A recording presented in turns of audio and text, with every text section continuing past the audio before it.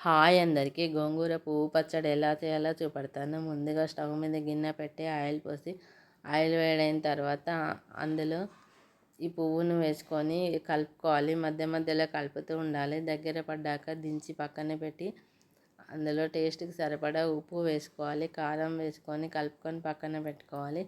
Stove మీద గిన్నె పెట్టి ఆయిల్ పోసి ఆయిల్ వేడైన తర్వాత ఎండుమిర్చి వేసుకోవాలి, జీలకర్ర వేసుకోవాలి, ఆవాలు వేసుకొని ఎల్లిపాయ ముద్ద వేసుకొని కొంచెం ఫ్రై అయిన తర్వాత కరివేపాకు వేసుకోవాలి, పసుపు వేసుకోవాలి, మెంతి పొడి వేసుకొని దించి పక్కన పెట్టుకోవాలి. పోపు చల్లారిన తర్వాత ఈ పచ్చడిని అందులో వేసుకొని కలుపుకోవాలి. చాలా టేస్ట్గా ఉంటుంది. మీరు ఎలా చేసుకుంటారో కామెంట్ పెట్టండి. నచ్చితే లైక్ చేయండి, షేర్ చేయండి, సబ్స్క్రైబ్ చేసుకోండి.